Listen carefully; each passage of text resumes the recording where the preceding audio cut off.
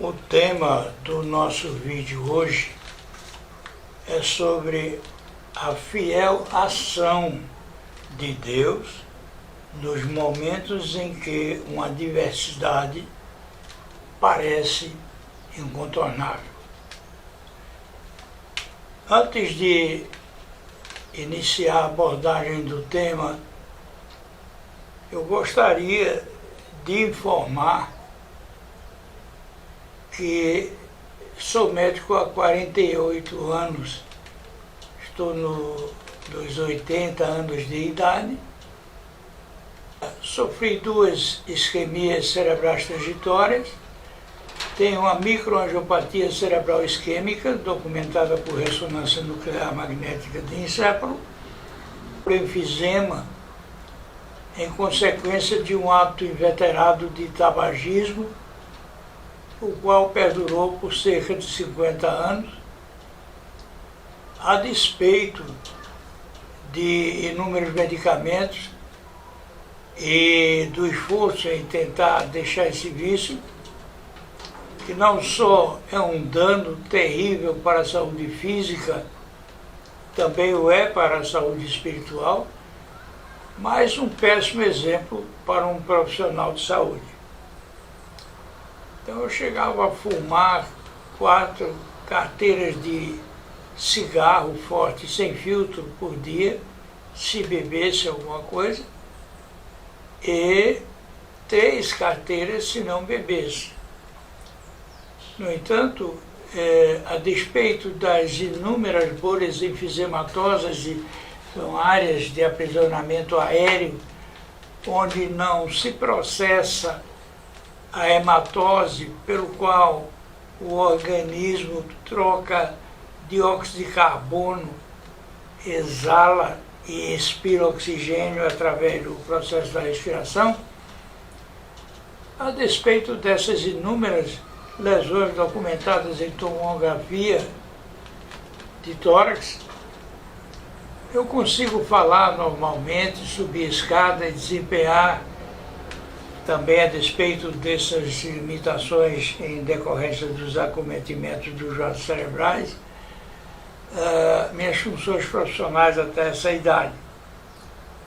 Não que eu seja um privilegiado, mas quanto mais grave o estado de um paciente, mais competente deve ser o médico que o cuida. E o fato de eu estar aqui falando com vocês nesse momento, não significa que eu seja melhor do que quem quer que seja, mas sim que eu era um paciente gravíssimo e, portanto, necessitava ser cuidado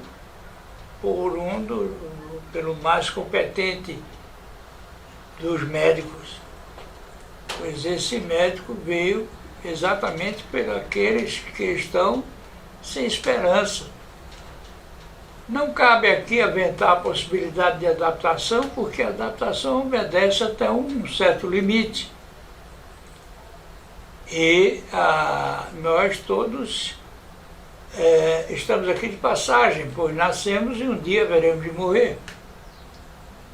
E o fato de eu ter, a despeito de tantos acometimentos de saúde em sequência, muito próximo um do outro, um acometimento da medula óssea, onde o meu sangue tem uma dificuldade de coagulação, por uma patologia da área hematológica, também vários acometimentos de Covid, chikungunya, dengue.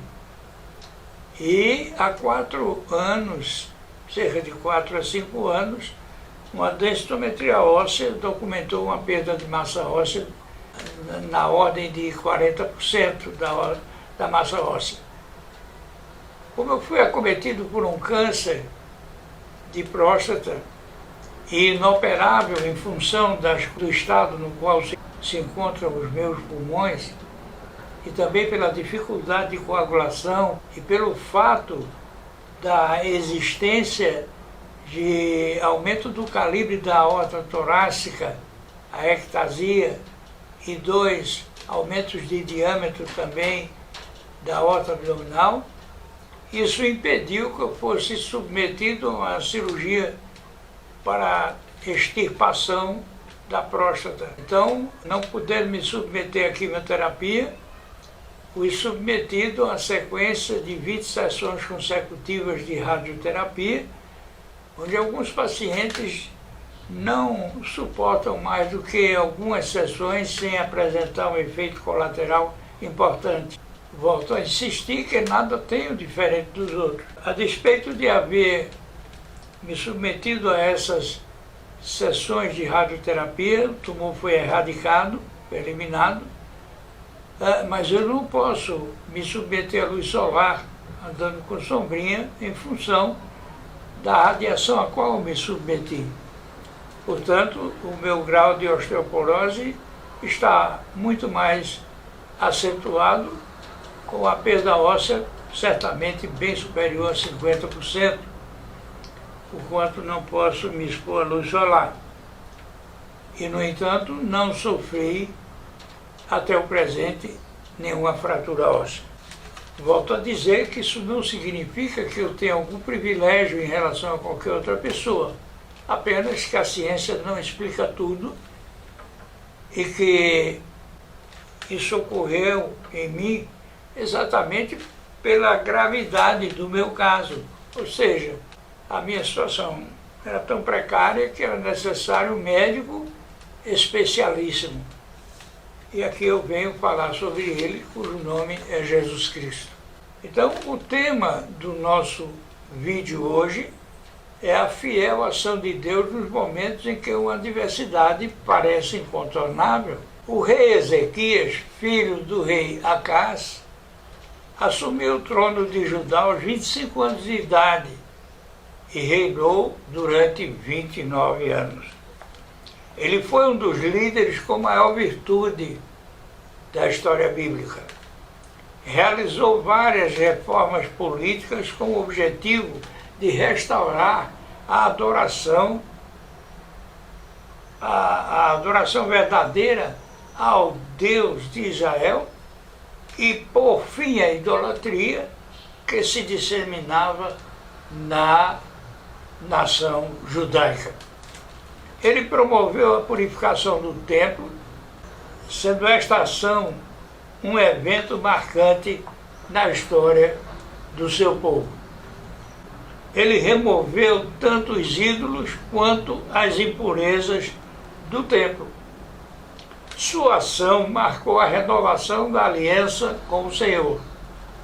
O livro de Números da Bíblia registra uma história durante a travessia do deserto do Sinai pelos judeus no Êxodo. Deus havia castigado o povo judeu por sua rebeldia com uma praga de serpentes venenosas. Aterrorizados, os judeus procuraram Moisés, o qual, sob orientação de Deus, ergueu uma serpente de bronze em um poste, e todo aquele picado por uma cobra venenosa, ao olhar para a serpente de bronze, ficava curado. Essa passagem bíblica aponta para a relação entre a fé, a obediência e a cura divina. Ela nos estimula a confiar em Deus ao atravessarmos o vale tormentoso neste mundo. Isto mostra que a fé e a obediência a Deus são princípios indispensáveis para alcançarmos o que dele esperamos. Antes de representar a idolatria cultuando objetos, essa serpente foi construída por Moisés sob orientação de Deus como forma de cura. Ao atravessarem o deserto de Sinai, por sua rebeldia no Êxodo, Deus enviou uma praga de serpentes venenosas para picar os judeus. E apavorados, procuraram Moisés e pediram a ele que orasse a Deus, pedindo uma solução para o problema. E Deus mandou que Moisés fizesse uma serpente de bronze e a colocasse sobre um poste, de modo a que todo judeu picado por uma serpente venenosa, ao olhar para essa cobra de bronze, ficaria curado. Antes de representar a idolatria, cultuando objetos, essa serpente foi construída por Moisés sob a orientação de Deus, como forma de cura, sem o objetivo de ser adorada, o que não seria possível, porque foi feita pela vontade de Deus. No entanto, os judeus começaram a idolatrar essa serpente, transformando-a em um ídolo, o que é absolutamente contrário à vontade de Deus. Então, destruiu os altos, a serpente de bronze e os postes ídolos, postes colunas de Baal, conforme 2 Reis, capítulo 18, verso 4. Ele tirou os altos, quebrou as estátuas, deitou abaixo os bosques e fez em pedaços a serpente de metal que Moisés fizera, porquanto até aquele dia os filhos de Israel lhe queimavam incenso e lhe chamaram Neustã. Assim agiu Ezequias porque o que os judeus estavam fazendo contradizia os princípios do monoteísmo conforme a lei de Moisés. Ezequias também tomou iniciativas políticas, liderando os judeus a resistirem à ameaça da Assíria. Havia na época grande pressão da Assíria sob o reinado de Senaqueribe sobre Judá. Confiando no poderio do exército assírio e a despeito das infrutíferas tentativas diplomáticas de Ezequias para evitar o conflito entre a Assíria e o reino de Judá, Senaqueribe cercou essa cidade judaica, deixando-a assim sem possibilidade de resistência. Além de tudo, Senaqueribe zombou de Deus. Então virou Ezequias o seu rosto para a parede e orou ao Senhor, por quem enviou o profeta Isaías, o qual lhe transmitiu as palavras de Deus. E Deus tranquilizou o rei Ezequias e assegurou a derrota do exército assírio, porque Deus não se esquecera de sua promessa de garantir a continuidade da linhagem de Davi, através da qual viria o Messias, quem tiraria o pecado do mundo.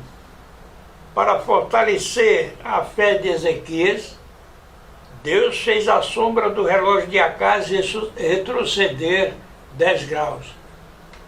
Essa mensagem bíblica aponta para a relação entre a fé, a obediência e a cura divina. Ela nos exorta a confiar em Deus ao passarmos pelo vale das tormentas deste mundo. Isto mostra que a fé e a obediência a Deus são meios de cura e libertação.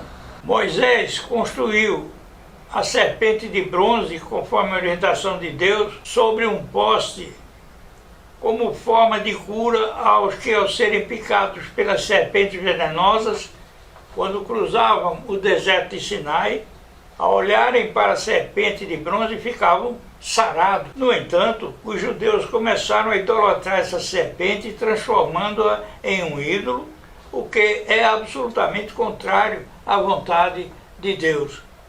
Então Ezequiel não somente destruiu essa estátua, como também removeu os altos e destruiu os postes ídolos, as colunas de Baal, conforme vimos em 2 Reis, capítulo 18, verso 4.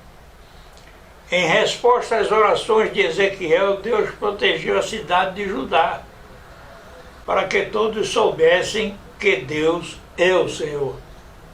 Então Deus enviou um anjo que de uma só vez destruiu 185.000 soldados do exército assírio, preservando Senaqueribe, o qual posteriormente foi morto por seu filho em disputa de poder dentro de sua família, conforme registra a Bíblia em 2 Reis, capítulo 19, versos 32 a 37. Portanto, assim diz o Senhor acerca do rei da Assíria: não entrará nesta cidade, nem lançará nela flecha alguma, tampouco virá perante ela com escudo, nem levantará contra ela trincheira alguma. Pelo caminho por onde vier, por ele voltará, porém nesta cidade não entrará, diz o Senhor.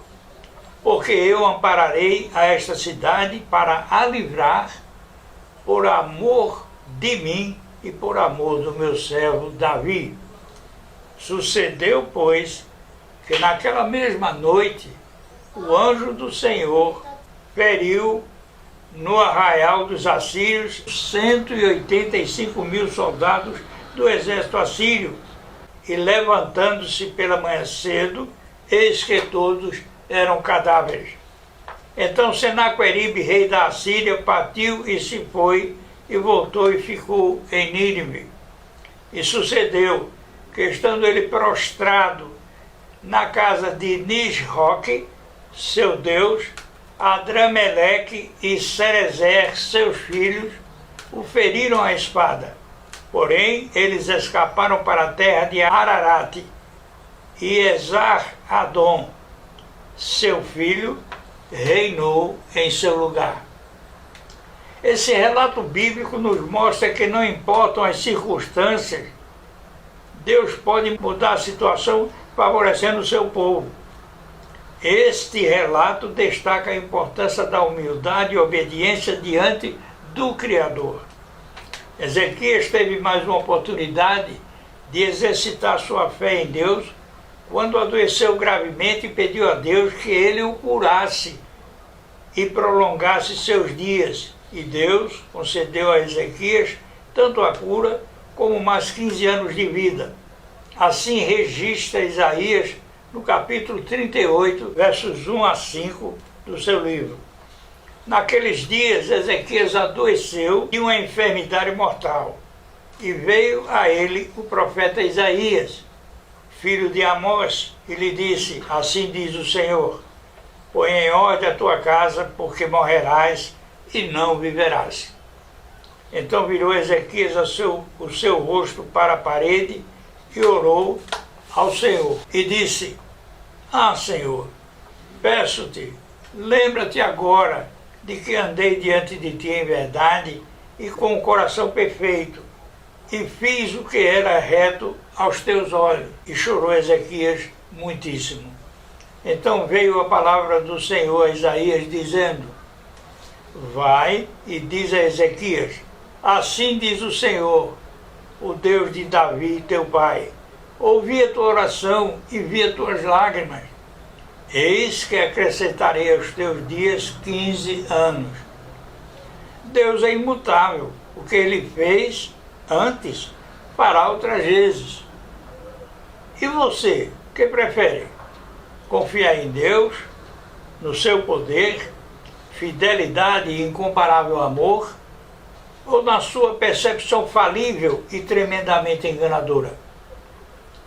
Minha oração é para que busque a Deus enquanto pode achá-lo e invoque-o enquanto está perto, conforme registra Isaías no capítulo 55, verso 6. Depois será tarde demais e não haverá possibilidade de volta. Ao meu Deus e Pai, por Cristo Jesus, toda a honra e toda a glória de eternidade em eternidade. Amém.